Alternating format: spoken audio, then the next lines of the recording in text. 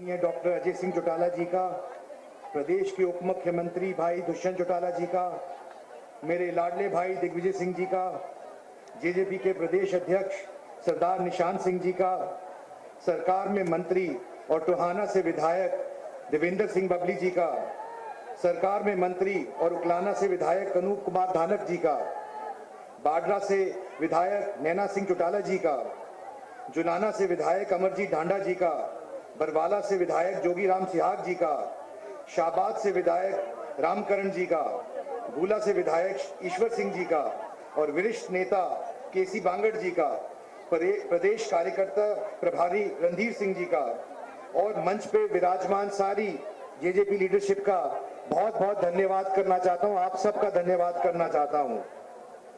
साथियों, जब जेजेपी के स्थापना दिवस समारोह का निमंत्रण के लिए उप मुख्यमंत्री भाई दुष्यंत जी का और लाडले छोटे भाई दिग्विजय का मुझे फोन आया तो मैंने तुरंत ये निमंत्रण स्वीकार किया।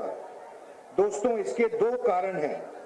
मुख्य कारण तो ये है कि जब मैं राज्यसभा के चुनाव के लिए खड़ा हुआ तब मुझे माननीय मुख्यमंत्री श्री मनोहर लाल जी का तो आशीर्वाद मिला ही, लेकिन साथ साथ उप मुख्यमंत्री भाई दुष्यंत चौटाला का भी साथ मिला। भाई दुष्यंत के निर्देश अनुसार जेजेपी के माननीय विधायकों ने राज्यसभा चुनाव में न केवल मुझे वोट दिया बल्कि मेरे नाम का प्रस्ताव रखने वाले में जेजेपी के विधायक प्रमुख थे। इसमें मुझे JJP supremo uncle Ajay Chautala ji का भी आशीर्वाद मिला और लाडले छोटे भाई दिग्विजय मेरे इलेक्शन एजेंट जेजेपी के थे और मेरे साथ एक कंधे से कंधा मिलाकर पूरे इलेक्शन में मेरे साथ खड़े रहे।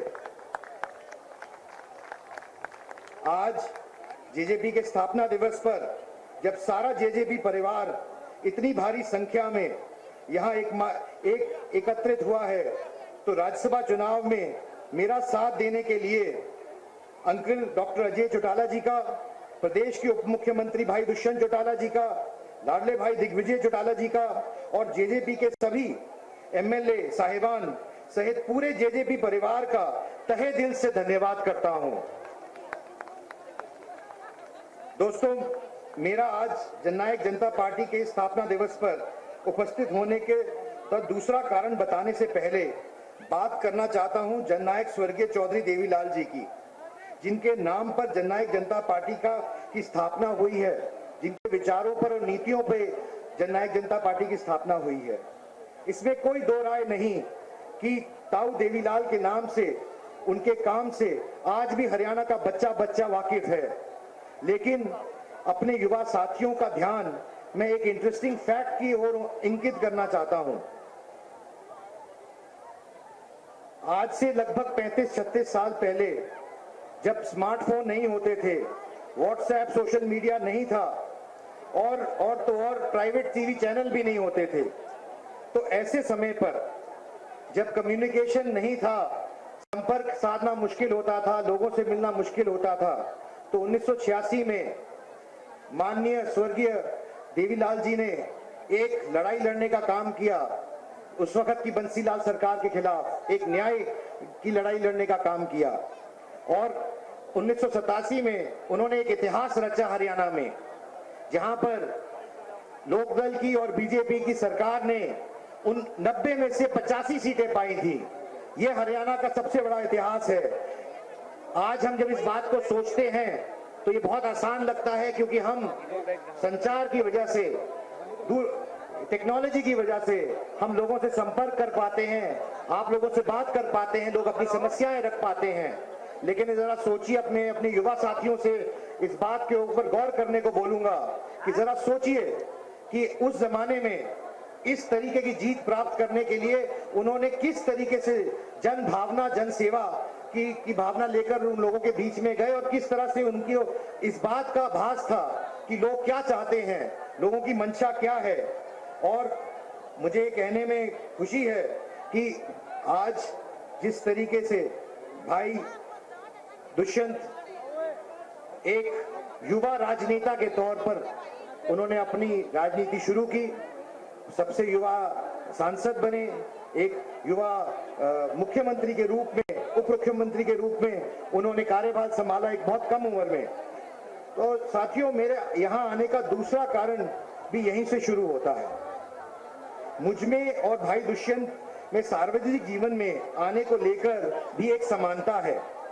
जैसे कि भाई दुष्यंत किसानों के मसीहा अपने परदादा स्वर्गीय चौधरी देवीलाल जी के पद चिन्हों पर चलने का प्रण लेकर जन सेवा के भाव से राजनीति में आए हैं, और मैंने भी अपने पिता पंडित विनोद शर्मा जी के पद चिन्हों पर चलने का निर्णय लेते हुए सार्वजनिक जीवन में कदम रखा है।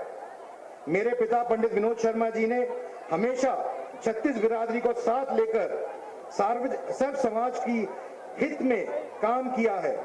सरकारी नौकरियों में पारदर्शिता लाने का की बात हो, सरकारी नौकरियों में इंटरव्यू खत्म करने की बात हो, सबसे पहले पंडित विनोद शर्मा जी ने उठाई थी। और मैं आभारी हूं माननीय मुख्यमंत्री श्री मनोहर लाल जी का, उन्होंने 2014 में सरकार बनाने के बाद इंटरव्यू सिस्टम खत्म करने का काम किया।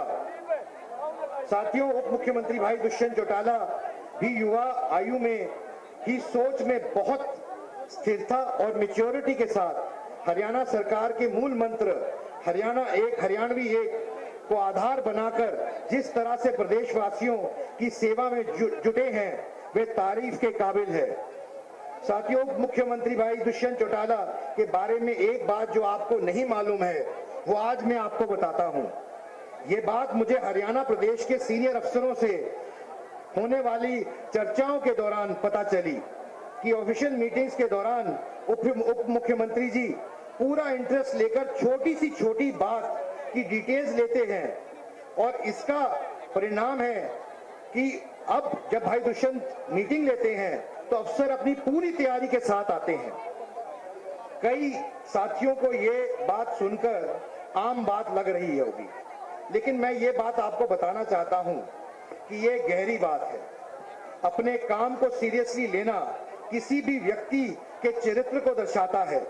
अफसरों द्वारा भाई दुष्यंत की बुलाई मीटिंग में ज्यादा तैयारी करके जाने से साफ दर्शाता है कि भाई दुष्यंत जन सेवा के क्षेत्र में अपने काम को लेकर बहुत संजीदा हैं। और लाडले भाई दिग्विजय का तो क्या कहना, क्या हमेशा एवर एनर्जेटिक एक्टिव रहकर प्रदेश भर में जेजेपी के युवा साथियों में जिस तरह से अलग जगाते रहते हैं, उसका मैं कायल हूं।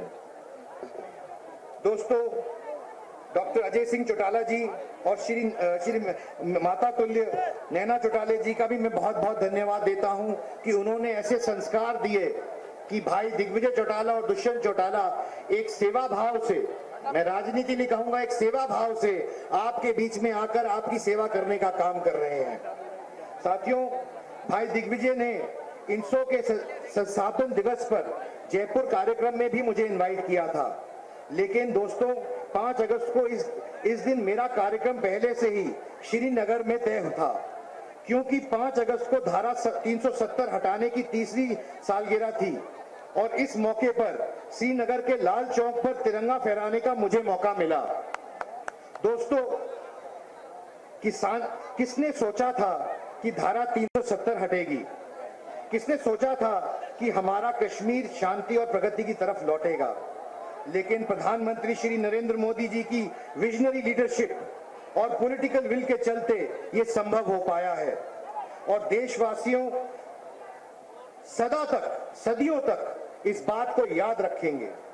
दोस्तों, मीडिया के साथी मुझे पूछते हैं कि आप निर्दलीय सांसद हैं, तो फिर आप प्रधानमंत्री श्री नरेंद्र मोदी जी और मुख्यमंत्री श्री मनोहर लाल जी की प्रशंसा क्यों करते हैं? दोस्तों, मैं प्रशंसा इनकी कार्यशैली की करता हूं, इनकी नीतियों की करता हूं, इनकी सोच की करता हूं।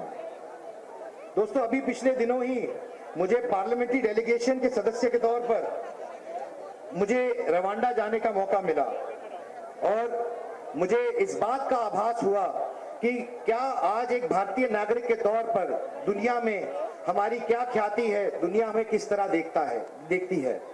समय का अभाव है, मैं बहुत ज्यादा समय ना लेते हुए बस कुछ बातें आपके सामने रखी हैं, और इसी मंच से मैं एक बात और आपके समक्ष रखना चाहता हूं। आने वाली 11 तारीख को परसों एक बड़ा महाकुंभ का आयोजन किया जा रहा है परशुराम महाकुंभ का करनाल में, और मैं इसका भी आपको इस मंच से न्योता देना चाहता हूं, क्योंकि परशुराम जी तो सबकी के भगवान है, सारी बिरादरियों के सबके भगवान है। तो मैं इस बात का न्योता भी आपको इस मंच से देना चाहता हूं कि आप आइए और इस कार्यक्रम में का हिस्सा बनिए।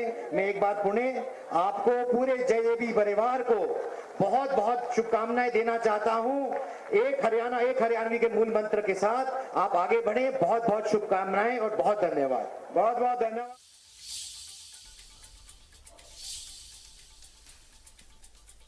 तो अभी आप सुन रहे थे सांसद कार्तिकेय शर्मा को। जन सेवा के लिए राजनीति में आया हूं, कार्तिकेय शर्मा ने यह कहा है। सीएम मनोहर लाल का आभारी हूं, कार्तिकेय शर्मा ने अपने संबोधन में ये बातें कही है।